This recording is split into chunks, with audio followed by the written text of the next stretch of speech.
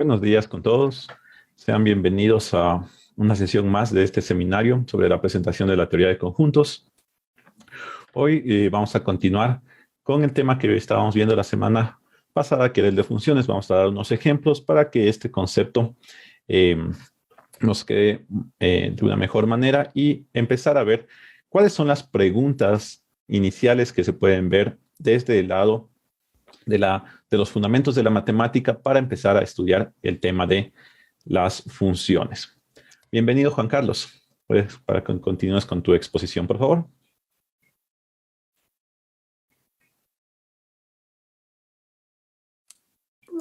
Gracias, Andrés. Buenos días con todas, con todos. Reitero el saludo de bienvenida a esta sesión, a esta nueva sesión del seminario de fundamentos.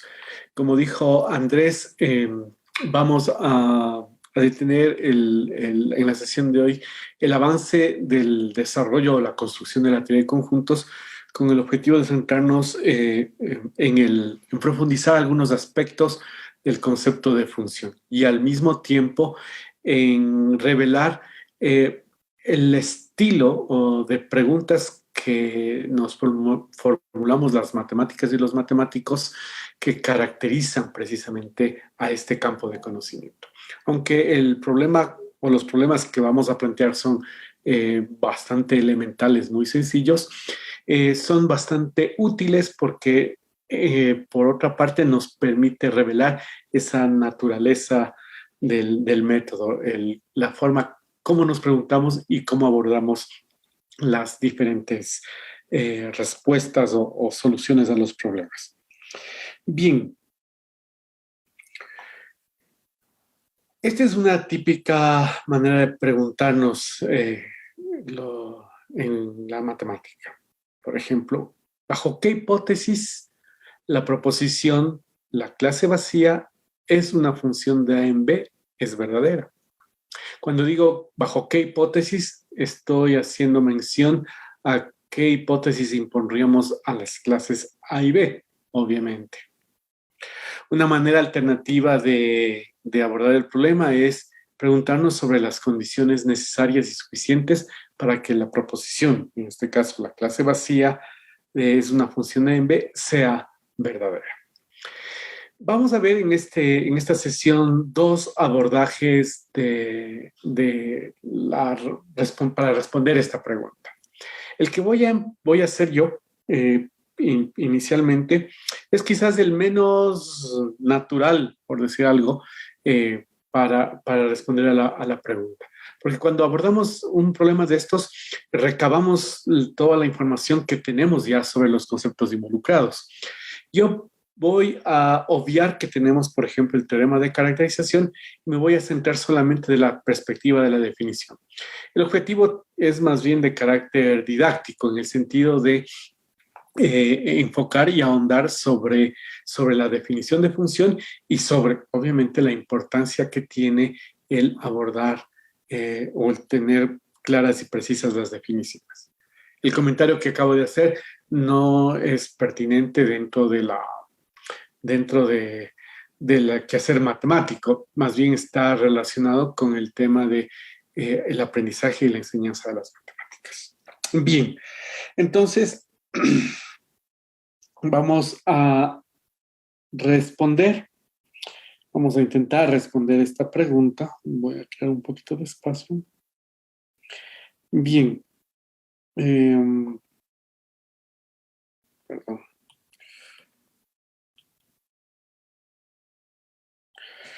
Muy bien. ¿Qué significa determinar las condiciones necesarias y suficientes? Bien. Vamos a encontrar, quiero encontrar proposiciones A o B, ¿sí? Tales que estas implicaciones sean verdaderas. Si la clase phi vacía, es una función de A en B, entonces A.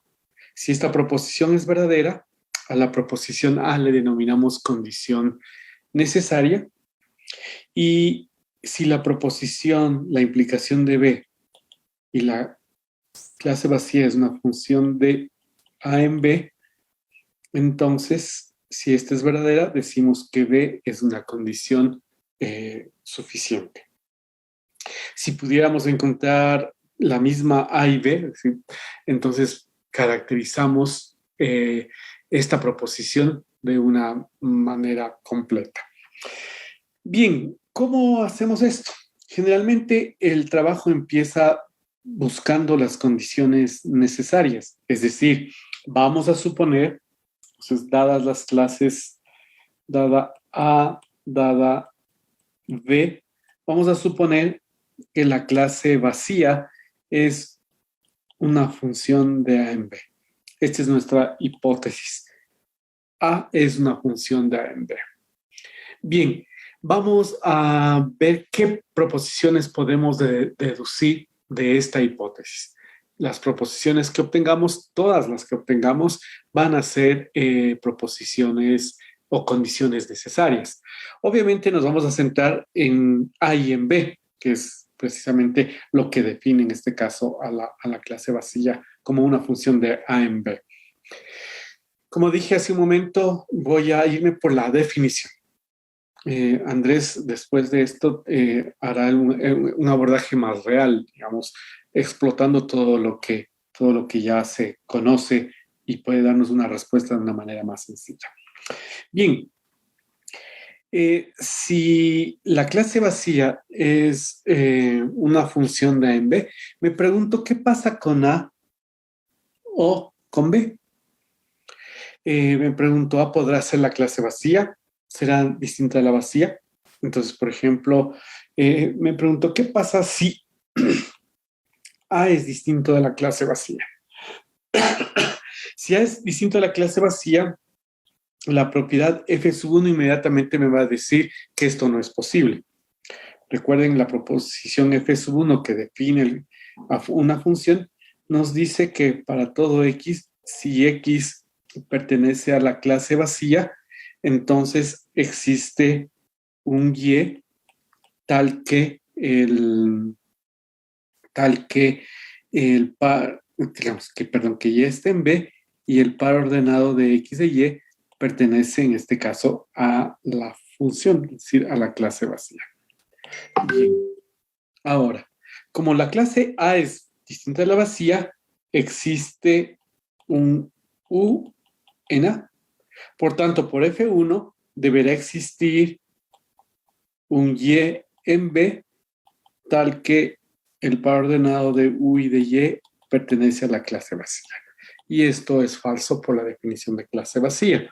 Eso nos dice que A no puede ser distinta a la clase vacía y A tiene que ser la clase vacía. Entonces,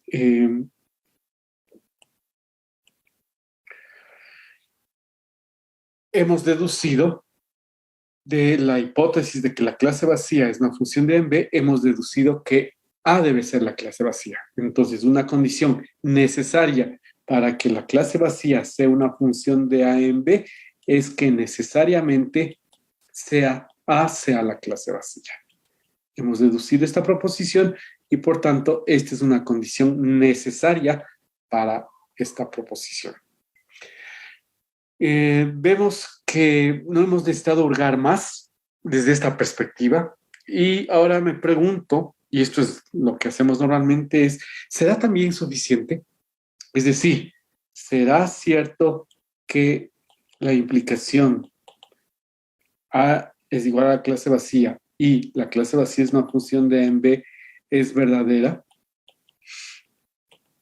Bien, no es muy difícil ver usando la definición que esto es así. Es decir, si tenemos que revisar las tres proposiciones que definen una función, vemos que f(0) es verdadera cuando A es la clase vacía. Esto es cierto independientemente incluso de que A sea la clase vacía. Tenemos que si para todo X pertenece a la clase vacía, porque en este caso A es la clase vacía, entonces no voy a escribir todo. independientemente de la proposición que está aquí, el antecedente de esta implicación es falso y por tanto la implicación es verdadera y f sub 1 es verdadero, ¿no? Y finalmente f2 es verdadero por la misma razón, ¿no? Si el par ordenado de x de y pertenece a la clase vacía, que es algo que pude haber visto antes, que f2 siempre va a ser satisfecho por la clase vacía. A eso me refiero que no es necesariamente el mejor abordaje, pero bueno, justificamos de la manera que he dicho. Entonces, esta proposición es verdadera porque el antecedente de esta implicación es verdadera. Entonces, efectivamente, la clase que A sea igual a la clase vacía es también una condición suficiente. Por tanto, podemos concluir que una condición necesaria y suficiente para que la clase A sea vacía y para que la clase vacía sea una función de B es que A sea la clase vacía. Bien, y en particular, entonces, tenemos, y esto, mejor dicho, es independiente de B. Es decir, para toda clase B, la clase vacía es una función de la clase vacía en cualquier clase B. En particular, obviamente, la clase vacía también es una función de la clase vacía. Este es un ejemplo sencillo del método. Obviamente, en problemas más complejos, estas búsquedas pueden resultar más complejas, tomarnos más tiempo.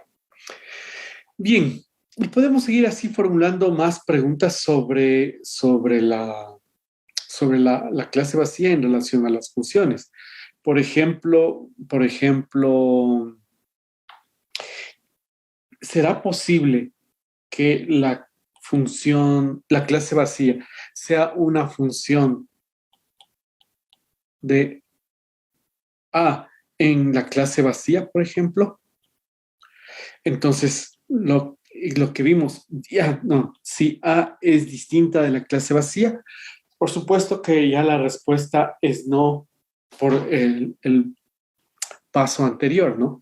Ya hemos dicho que si esta es una función, necesariamente A tiene que ser la clase vacía, ¿no? Por tanto, si A es distinto de la clase vacía, esta proposición siempre es falsa.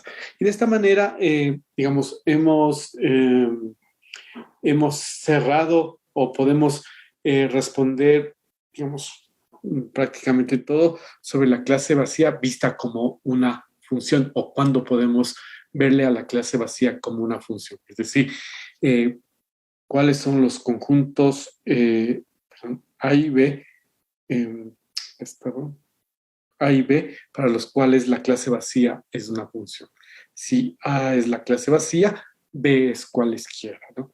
Y si B es y A nunca puede ser la clase vacía. Bien, Andrés, no sé si le abordas tú ahora.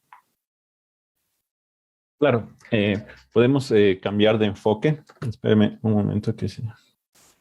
Ya. Entonces voy a compartir yo mi pantalla. Un instante.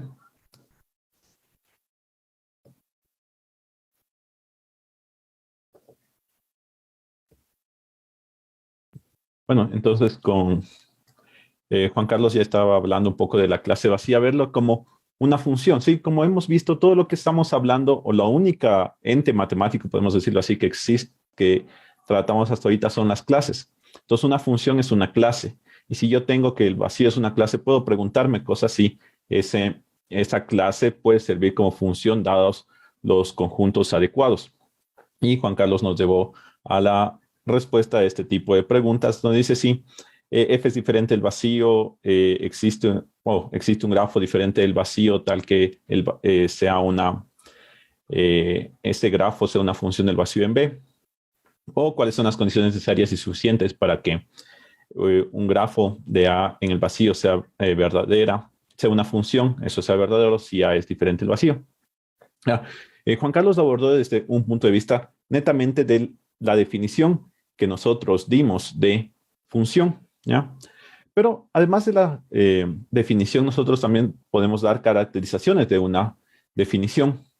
¿De qué nos pueden servir este tipo de caracterizaciones? Pues en la mayoría de casos, en la matemática, las caracterizaciones nos sirven para simplificar algunos aspectos en algunas demostraciones, ¿ya?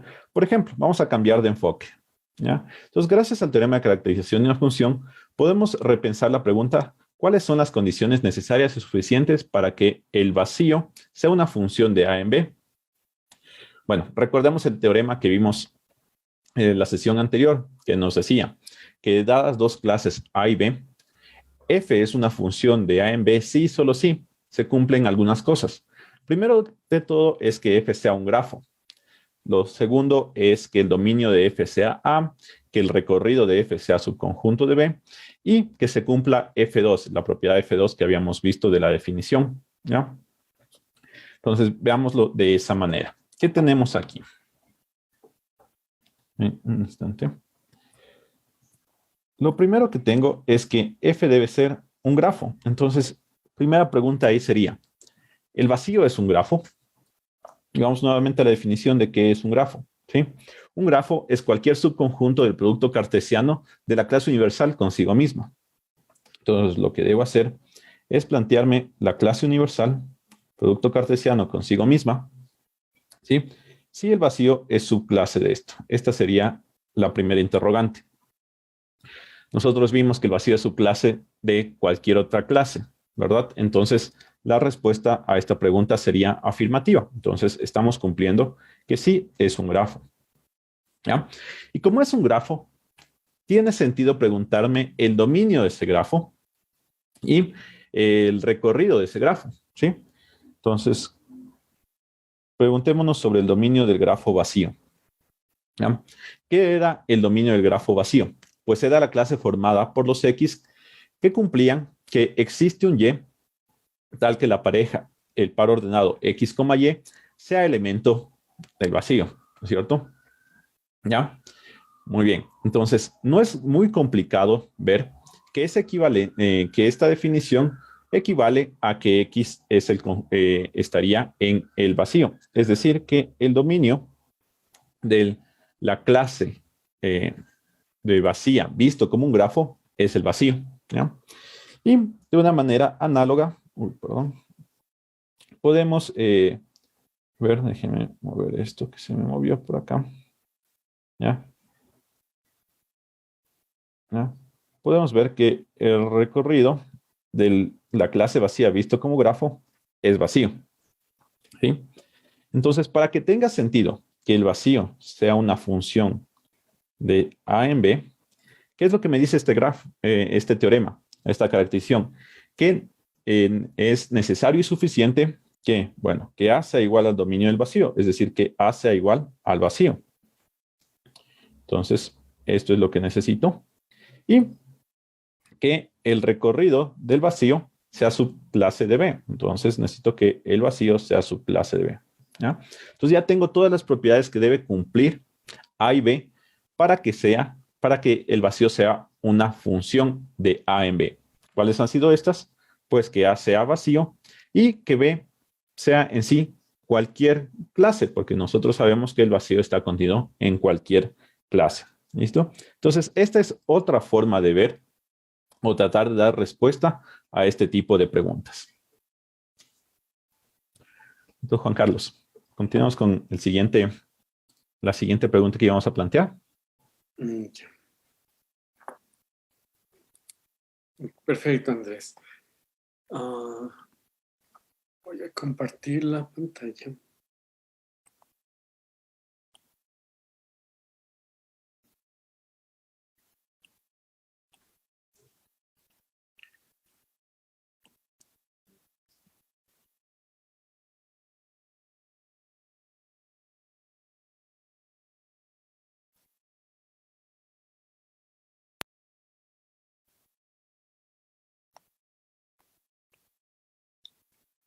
Ya. Bien, y así podemos, bueno, habiendo respondido a la pregunta, sea de cualquier manera que respondamos, nos podemos preguntar, o las preguntas pertinentes son como las que estamos leyendo aquí, ¿no? ¿Hay algún grafo f distinto del vacío en que sea una función de la clase vacía en B? Porque ya hemos probado que la clase vacía sí es un grafo de la clase vacía en cualquier clase B. Pero ¿habrá un grafo f que no sea vacío y que además sea una función de la clase vacía en B? La respuesta es bastante fácil de encontrarla si respondemos temporalmente que sí. Si fuera así, si fuera así, es decir, si hubiera un grafo f distinto de la clase vacía, tal que esto sea verdadero, entonces debería existir, ¿no? Debería existir un par ordenado en X e Y tal que pertenezca a F. Pero eso ya inmediatamente nos dice que no es posible. ¿Por qué razón? Porque por definición de dominio, eso significaría que X está en el dominio de F, que por el teorema de caracterización es la clase vacía y por tanto X pertenecería a la clase vacía, lo que es contradictorio. Entonces la respuesta es no.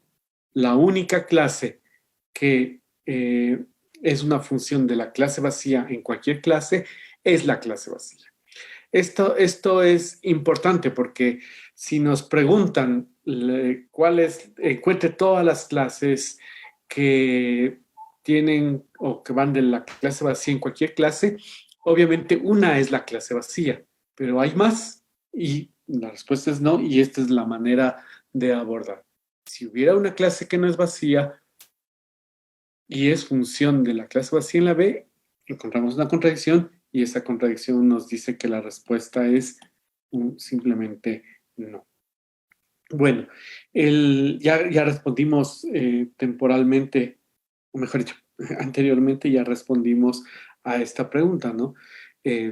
Sabemos que si A es distinta de la clase vacía, entonces, qué condiciones tendríamos para esto? Pregunta, ¿es F podría ser la clase vacía? Preguntémonos si F puede ser la clase vacía. La respuesta es no.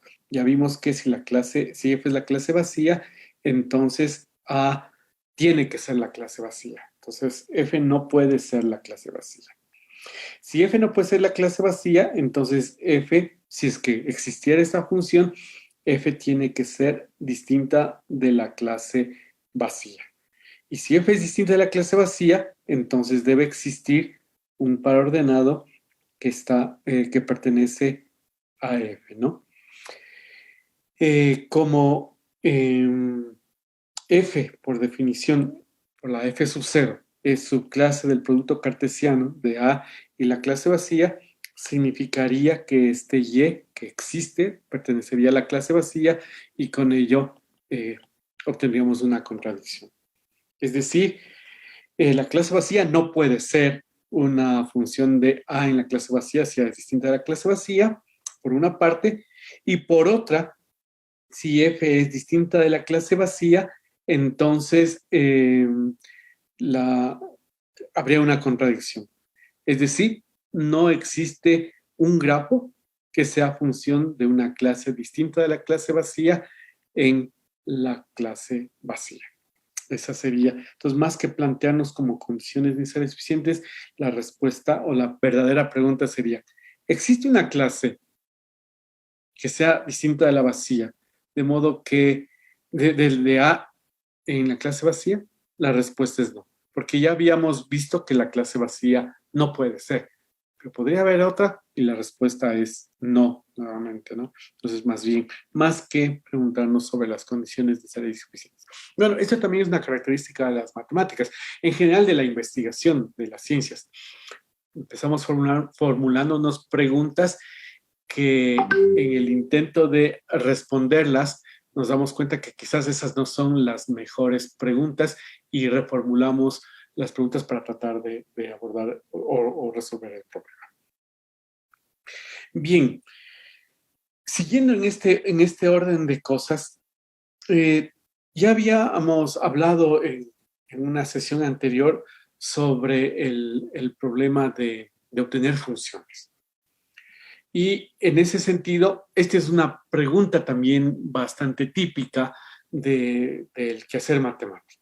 Por ejemplo, dadas las funciones f de a en b y g de c en d, ¿cuáles serían todos los conjuntos m y n de modo que la unión de f y g sea una función de m y n? Esa es una manera de formular este problema. Una manera alternativa sería como el problema anterior. ¿Qué hipótesis deberíamos imponer a A, B o a F, a G, C o D para que podamos asegurar, por ejemplo, que la unión de F y G sea una función de la unión de A y C en la unión de B y D, por ejemplo? ¿Por qué reformular esta pregunta? Justamente por lo que dijimos hace un momento. Ya tenemos información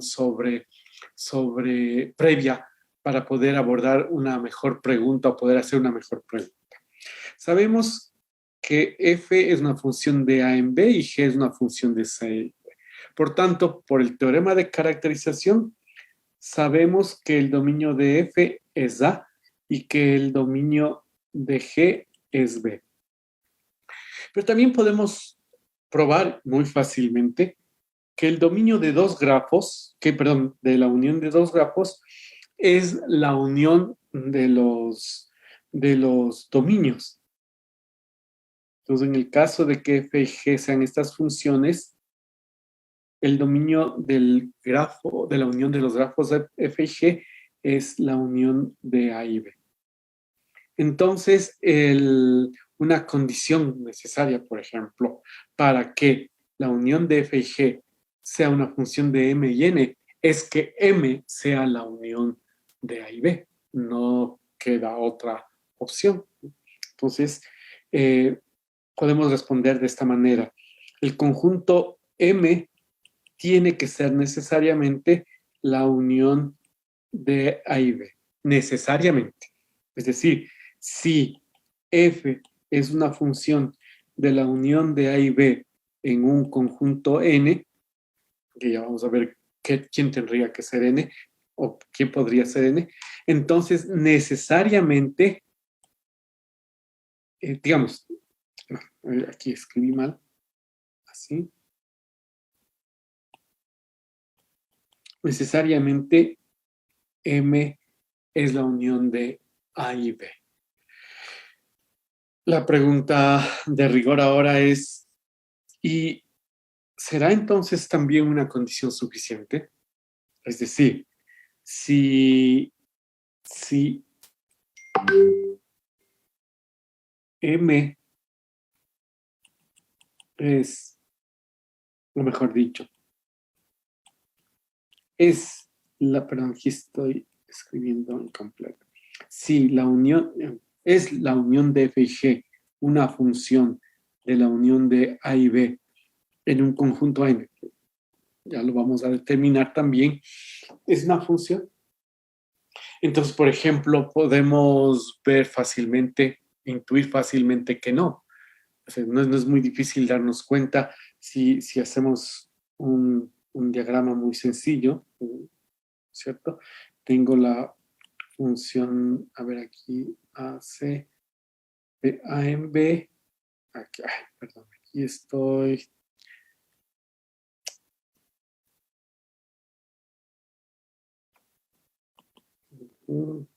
Corrijamos esto.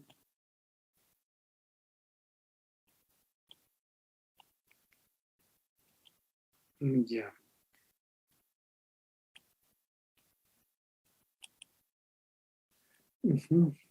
Ya, entonces aquí tenemos F, tenemos G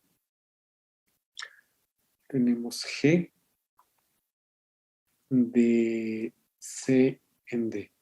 Entonces es fácil ver, por ejemplo, aunque no les dibujo intersecados, si A y C comparten elementos, por ejemplo, aquí está B y en B también está B y D, por ejemplo, esto, ¿no? Ahí, digamos que aquí está el X, aquí está el Y hay un Z adicional. Aquí está el B y le corresponde un U, al D le corresponde un W V y X es distinto de U. Entonces, obviamente, al unir las funciones de f y g, siendo un poquito más precisos, tenemos que f es la clase de los pares ordenados ax y by, y g es la clase de los pares ordenados bu y dv es y no es u. Entonces, la unión de f y g es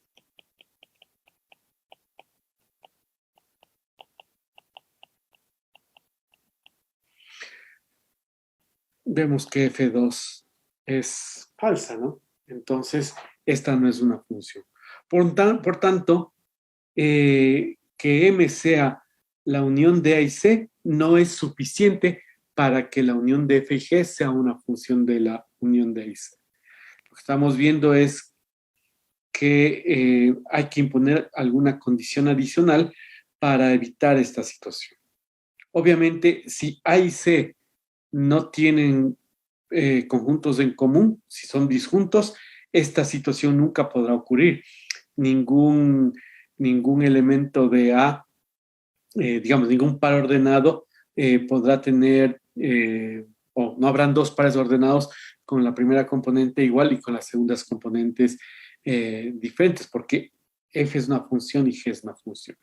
Entonces, una hipótesis que asegure que la unión de f y g es una función sería imponernos que la unión de A y C, perdón, que A y C sean disjuntos. Entonces, lo cual no es muy difícil de probar, ¿no? Entonces, si la intersección de A y C es la clase vacía, entonces podemos asegurar que la unión de f y g es una función de la unión de A y C en un n que ya vamos a hablar sobre cuáles pueden ser los n's, ¿no? O todos los n's. Bien, pero por otra parte, este ejemplo también me dice que esta restricción probablemente sea muy, muy extensa, muy amplia. Es decir, es muy restrictiva. Quizás podríamos tener conjuntos A y C o clases A y C cuya intersección no sea vacía, pero que podamos seguir afirmando que la unión de F y G sea una función de la unión de A y C. ¿Cuál es la idea? Simplemente asegurarnos de que si hay un elemento en común o los elementos en común entre A y C, las imágenes de F y de G respecto de estos elementos no sean distintas, sean iguales. Es decir, si en lugar de esto tenemos, no voy a hacer algo más sencillo.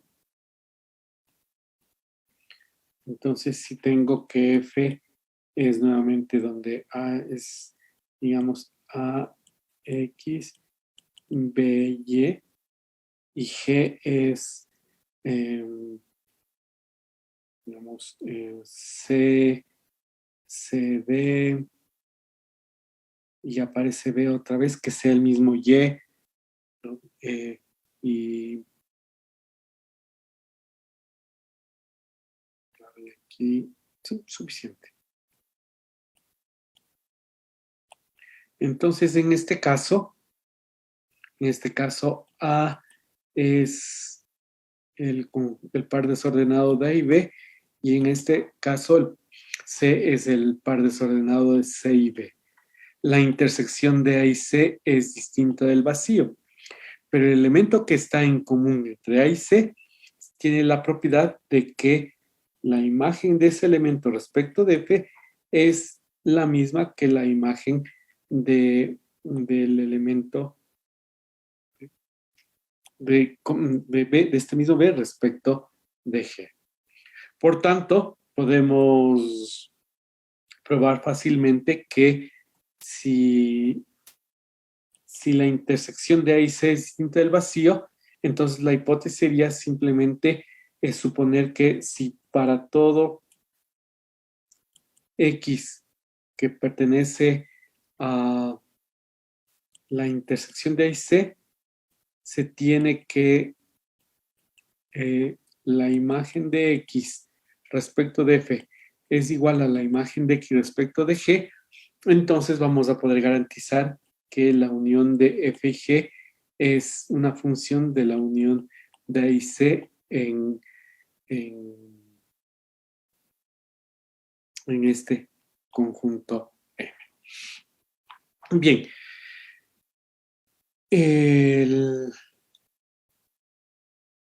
Obviamente, con esto hemos respondido a la pregunta de que el conjunto M que buscábamos es la unión de A y C como condición necesaria.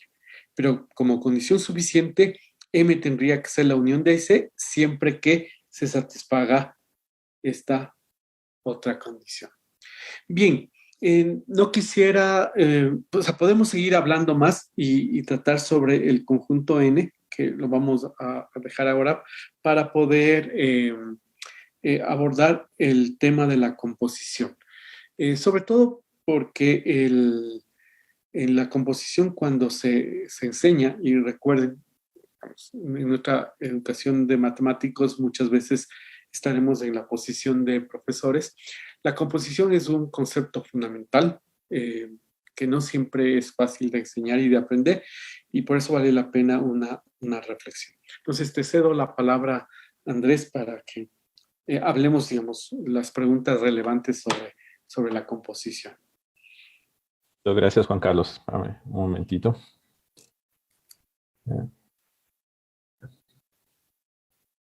Ya, pero no me gustaría continuar sin hacer una pequeña reflexión de lo que nos dijiste.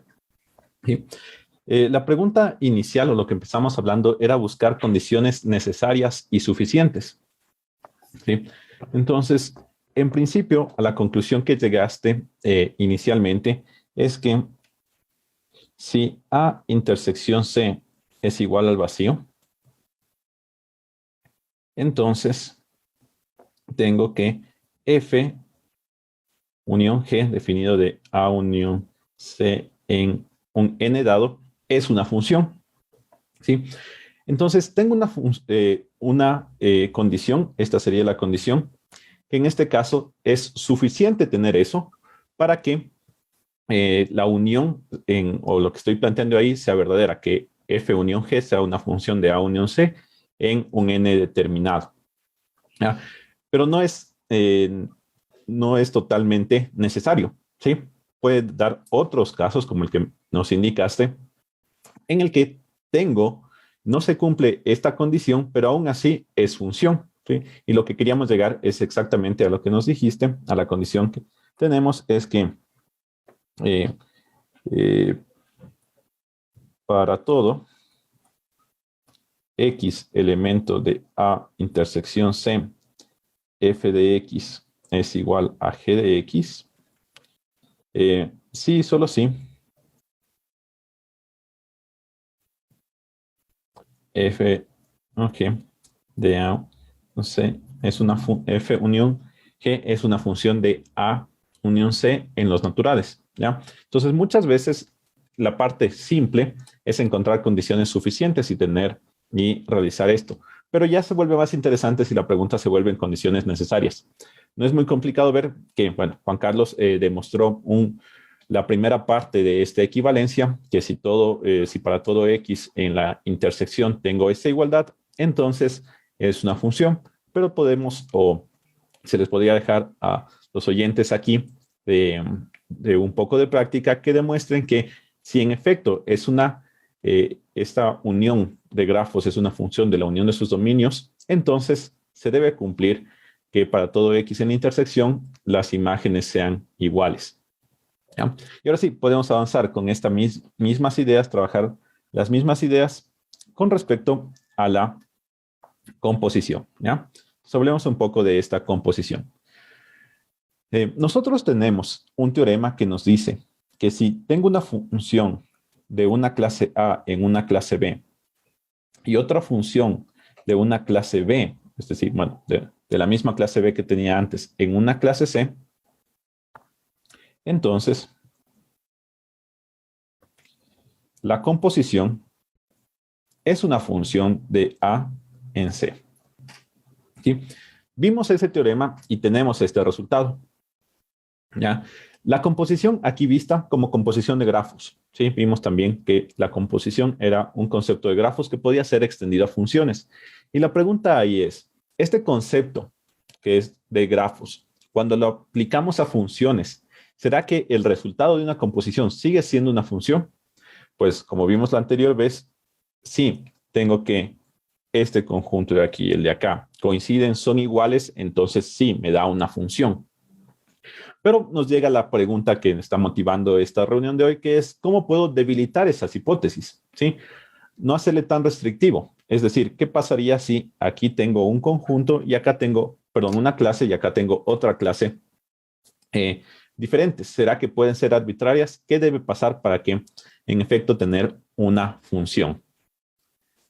Andrés, Sí, dime. solo una errata. Es la composición de G y Ay, F. sí, perdón, gracias. Muchas gracias. Ya, perfecto. Sí, gracias. Disculpe. Ya, entonces ahí ese era el teorema que teníamos. Y ahora sí, ¿qué pasa si es que ya no tenemos las B1 igual a B2? Que sería una hipótesis suficiente para que esto sea verdadero. Pero vamos a buscar hipótesis también necesarias. ¿Ya?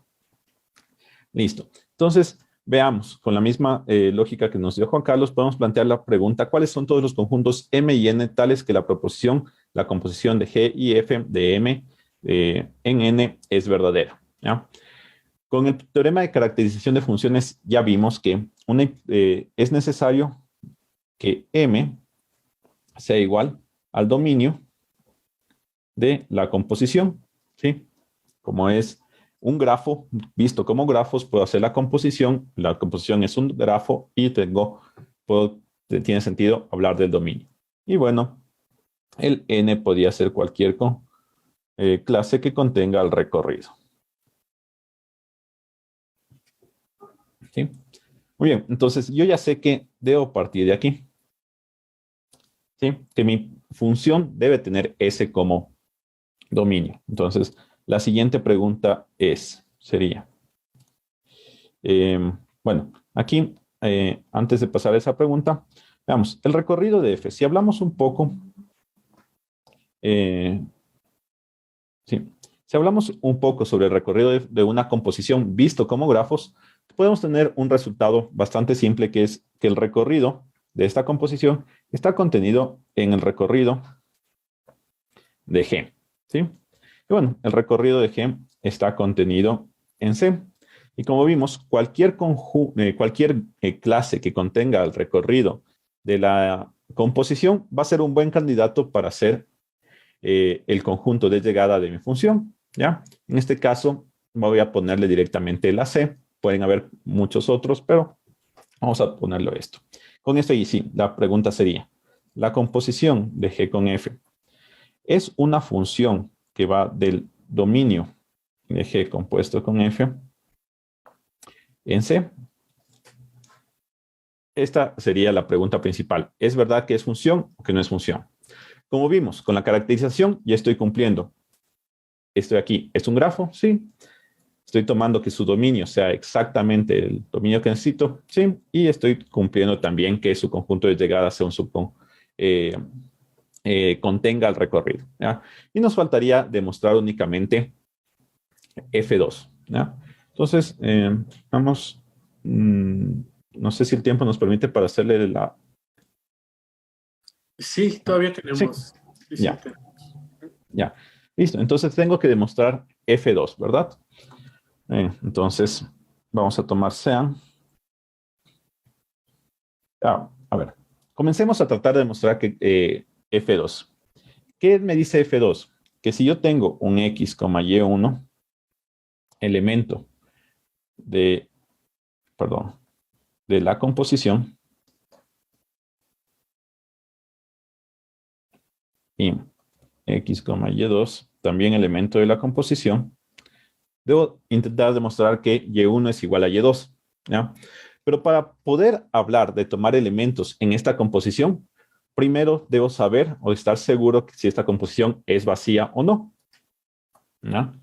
Entonces podría de dividir esta demostración en dos casos. Vamos al primer caso, que sería si la composición es igual al vacío.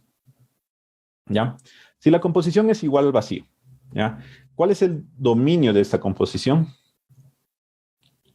Entonces tengo que el dominio, ya hablamos de eso, es el vacío, ¿sí? Entonces, en sí, la pregunta estaría traduciéndose en si el vacío es una función que va del vacío en un conjunto C. Bueno, y ya lo que hablamos al inicio de esta exposición, tenemos que la respuesta es afirmativo. Entonces, en efecto, en este caso, se cumple lo que quiero llegar, ¿no? Y ahora sí, vamos al siguiente. ¿Qué pasa si la composición es diferente del vacío? ¿Ya? Entonces, cuando ya tengo una composición diferente del vacío, ya tiene sentido tomar elementos en, en esta clase. ¿Ya? Muy bien, entonces desarrollémosle un poco. ¿Qué significa esto? Existen un Z1 y un Z2 que cumplen que X, Z1 va a ser un elemento de F y el Z1, Y va a ser un elemento de G y X, Z2 va a ser un elemento de F y Z2, Y va a ser un elemento de G, ¿sí? Basándonos netamente en la definición de composición visto como grafos, ¿ya? No hemos utilizado hasta ahorita nada del hecho de que sean funciones. Pero, dado que f es una función, ¿sí? Puedo centrarme en estos dos. Y dado que f es una función, de aquí podemos concluir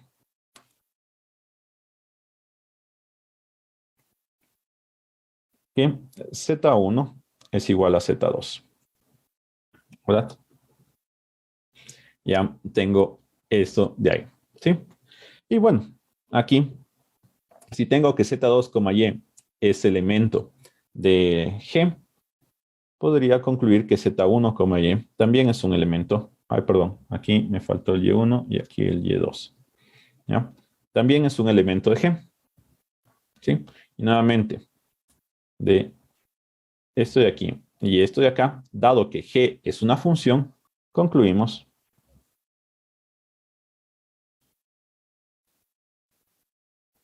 que Y1 es igual a Y2. ¿Sí? Que era lo que queríamos llegar. Y ya tengo que, en efecto, es una función.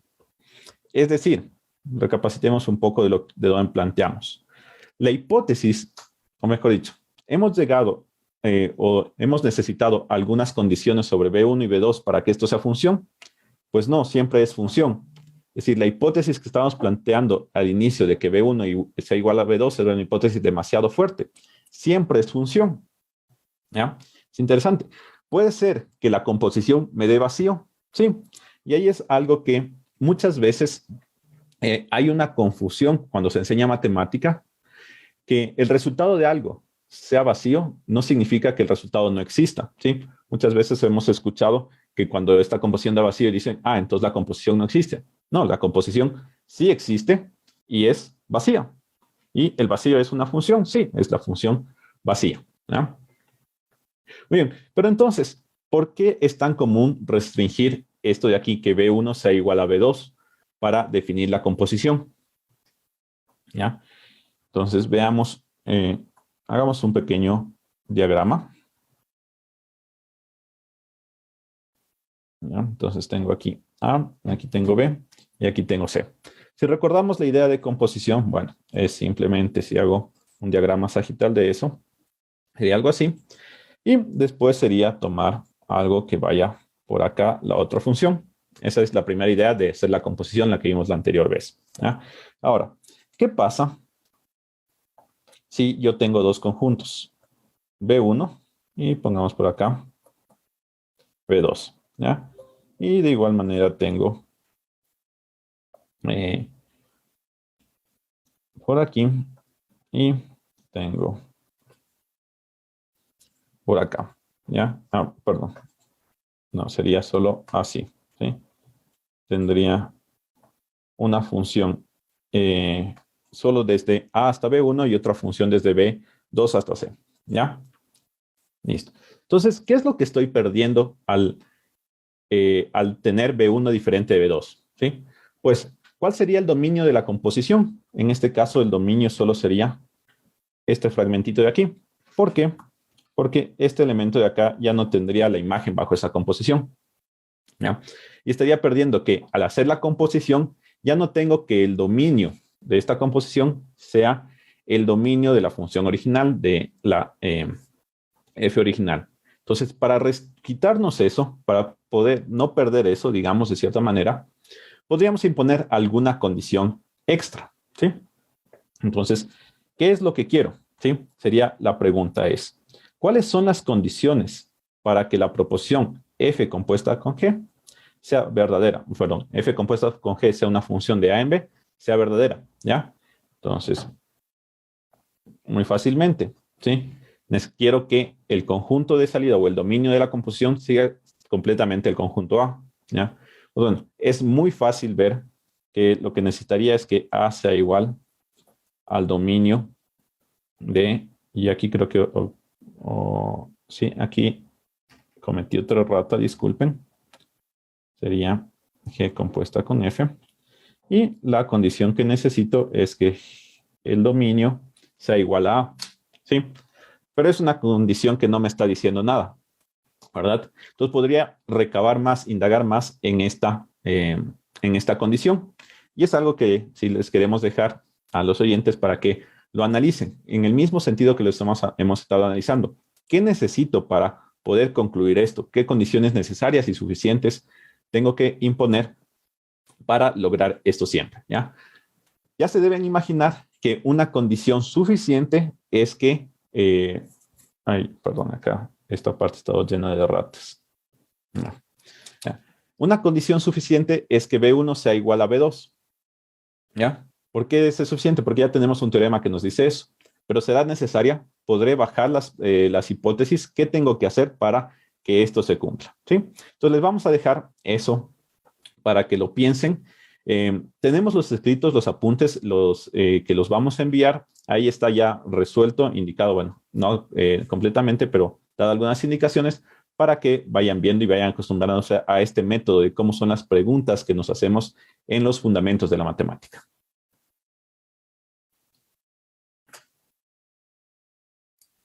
Bueno, bien, Andrés, lo que ilustras, lo que hemos hablado hoy en día, refleja en un ejemplo muy sencillo. Desde el punto de vista matemático no hay gran ciencia al respecto. Sin embargo, este es el trabajo que se hace en matemáticas en los grandes problemas. Entonces, cuando estamos aprendiendo, lo estamos poniendo como matemáticos, como matemáticas, es importante tener o estar alertas para formularnos esas preguntas. Lo que Andrés termina de explicar, además, está relacionado directamente con los temas de enseñanza. La enseñanza de la matemática también debe ser matemática o es matemática, aunque no siempre se la aborde de esa manera. No sé si hay preguntas en esta sesión. Bueno, en los comentarios parece que no han aparecido preguntas. Bueno, en algunas indicaciones desde la asociación me parece que se les mandó un correo con una pequeña encuesta para que nos vayan indicando cómo están sintiendo estos seminarios para poder irlos mejorando en el caso de que sea necesario. Perfecto. Entonces, bueno, creo que si no hay comentarios o preguntas, suspenderíamos aquí el trabajo y nos veríamos la semana siguiente para ahondar en los problemas más que en los problemas, en mostrar cómo la axiomatización de la teoría de conjuntos y las preguntas referentes al método de la matemática y más adelante a lo que se llama fundamentos de la matemática, nos dan luces precisas, nos dan mucha precisión sobre qué es la matemática. Porque en última instancia, vamos a responder a esta pregunta. Cuando, digamos, en la vida cotidiana se pregunta qué es la matemática, la mayoría de las ocasiones se responden o se hacen referencias a cuestiones de saber operar los números de una manera relativamente sencilla. Desde la perspectiva de estudiantes de matemática a quienes está dirigido este seminario, la matemática o una parte de la matemática es esta metodología, este pensamiento que se refleja en el desarrollo, por ejemplo, de la teoría de conjuntos, mucho más allá de ser una simple herramienta. Listo, Juan Carlos. Entonces nos veríamos la siguiente semana para continuar con los temas que estamos viendo. Muchas gracias a todos los asistentes y que le tengan buena semana. Hasta luego. Hasta la próxima semana.